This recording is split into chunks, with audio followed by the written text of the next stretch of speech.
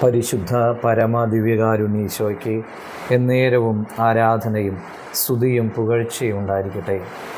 ഇന്ന് ഏപ്രിൽ മാസം 27-ാം തീയതി പുതു ഞായറാഴ്ച, ഒപ്പം ദൈവകരുണയുടെ തിരുനാൾ.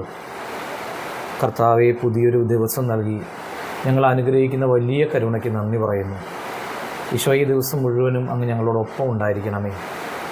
അവിടുത്തെ സ്നേഹം അനുഭവിച്ചറിയാൻ, തിരിച്ച് അങ്ങയെ മതിയൊരുവോളം സ്നേഹിക്കാൻ ഈ ദിവസം ഞങ്ങൾക്ക് കാരണമായി മാറട്ടെ.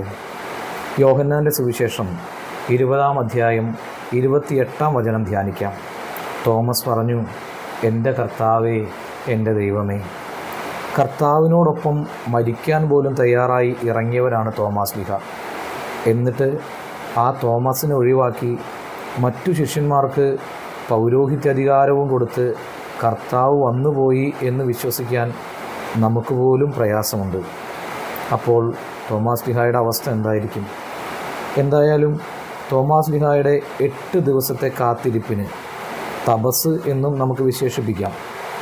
ആ കാത്തിരിപ്പിൻ്റെ മുമ്പിൽ ഈശോയ്ക്ക് തോറ്റു കൊടുക്കേണ്ടി വന്നു.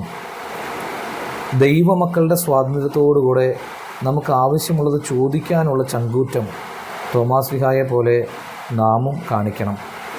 ഒരു കാര്യം ചോദിക്കുമ്പോൾ അതിന് പുറകിൽ നാം വലിയ ത്യാഗം ചെയ്യുന്നുണ്ടെങ്കിൽ അത് തരാതിരിക്കാൻ നമ്മുടെ ഈശോയ്ക്കാവില്ല. നമുക്ക് പ്രാർത്ഥിക്കാം. ദൈവകരുണയുടെ തിരുനാൾ കൊണ്ടാടുന്ന ഈ ദിവസം തോമാശ്ലീഹായോട് ചേർന്ന് അവിടുത്തെ കരുണ വാശിയോടെ ചോദിച്ച് സ്വന്തമാക്കാൻ ഞങ്ങളെ ഓരോരുത്തരെയും അനുഗ്രഹിക്കണമേ.